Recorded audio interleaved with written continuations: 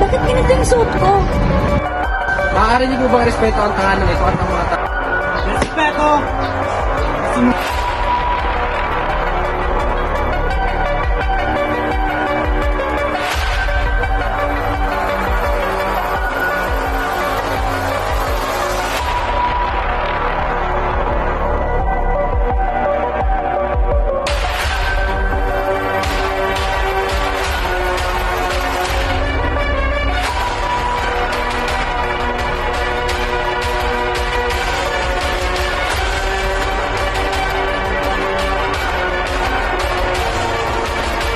Ay, bastos!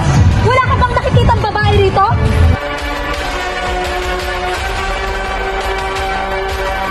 Ano? Christine! Christine!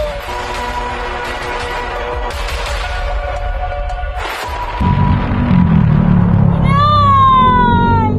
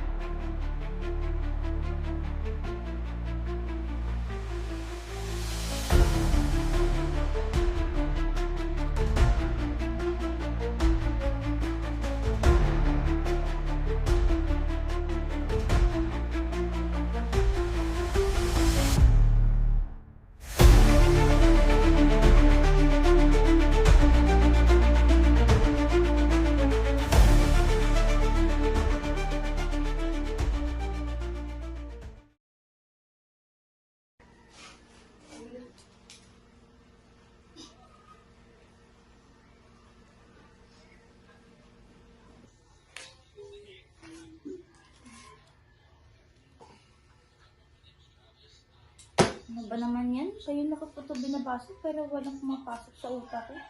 Kasi kailangan ko pang intindihin ko na Ibarra Padre Damaso kung sino-sino pa.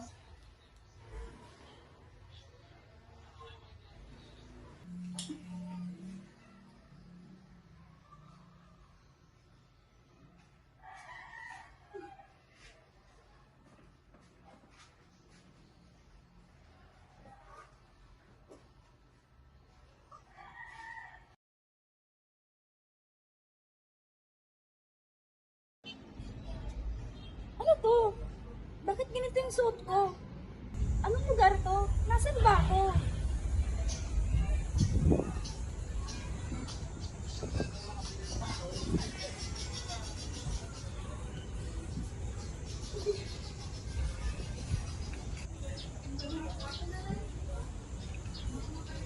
Anong ginagawa mo dyan, Binibini?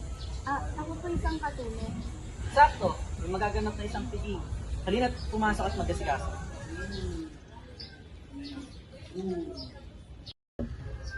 Hindi ko maintindihan kung bakit kailangan ipagdiwang ang pagbalik ng isang filibustero. Padre Damaso, baka hoy hindi angkop ang ganitong usapan sa harap ng hapagkainan. Walang utang na loob ang mga Pilipino ngayon. Aba, kahit isang anak ng erehe, sinasamba pa. At ang ilan naman po, Padre, ay tila nalilimutan ang salitang respeto, maging sa patay. Pero, sa isang sinumpa ng simbahan, ang ama mong si Don Rafael, na pagmataas, walang galang at kalaban ng simbahan, Maaari niyo po bang respeto ang tahanan ito at ang mga tao dito? Hindi po ito lugar para sa paninira. kahit saan pa yan, hindi ako matatakot sabihin ng totoo, Ibarra. Mas kilala ko ang ama mo kaysa sa'yo.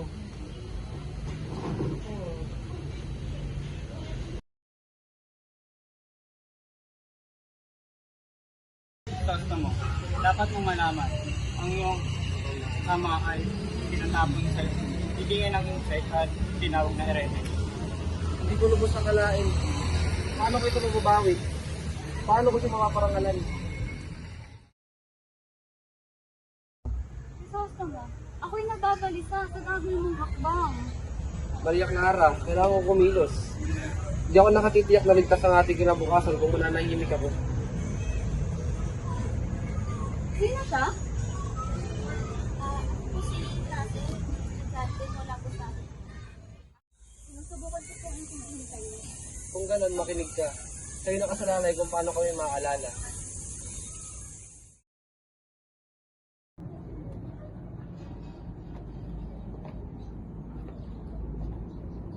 Oh, wala na ang kagandahan ng ating bayan.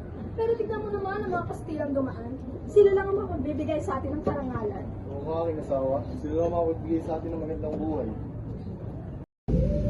Sana hindi ako pupunta dito. Hindi ko kaya maging pet. Drugs ko niya dito rin ang puro ibig.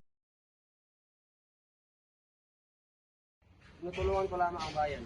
Wala akong balak makibahagi sa anumang maling pamamaraan ng pamamahala. Ang bayan hindi basta-basta kailangan ng isang tao lamang. Pangangailangan nila ay isang sistema. Kailangan mo bang mangailan sa dahil hindi pakailaman? Magiging kapit ko. Mga layunin mo ay malupit. Ikaw na makapangyarihan sa lahat. Kailin. Mga pagkano at yun. Nasa harap ko na ang krimen sa gobyerno at simbahan.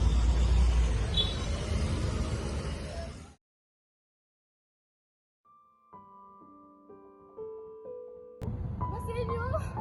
Crispin! Asan na kayo?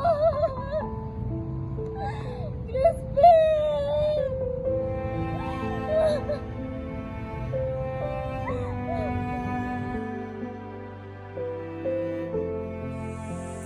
Panginoon, tulungan niyo po ako. Iligtas niyo ang aking mga anak. Wala na akong masalihan.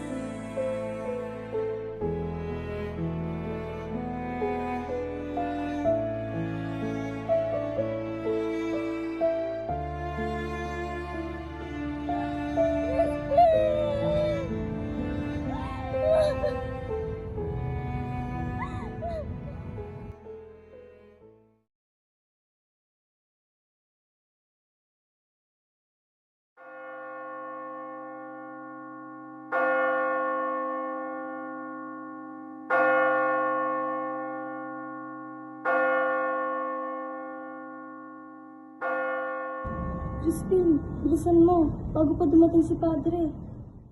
Hindi ko alam, kuya. Natatakot ako. Sabi nila ako'y nagnakaw pero hindi ko yun ginawa. Alam ko, Crispin. Pero kung di tayo lalabas ngayon, baka di na tayo makalabas pa.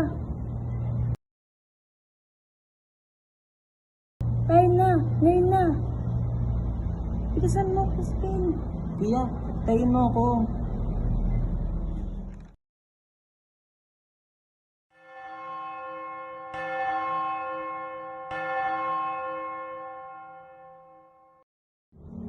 Crispin, nasan ka?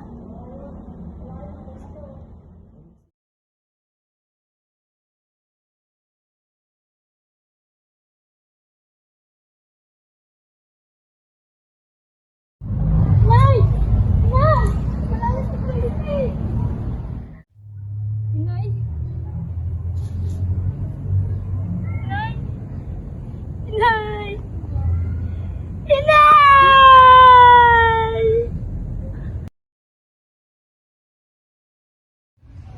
Hindi ko siya kilala. Iba ang kilos at pananalita niya. Huliin yan. Ay, bastos! Wala ka bang nakikitang babae rito?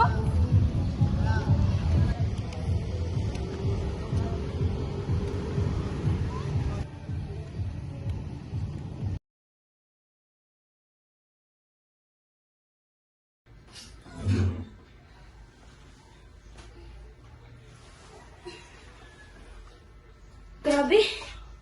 Hindi lang pala ito basta nobela lang. Ito'y kasaysayan, luha, tapang. Dapat ito marinig. Dapat ito'y kwento.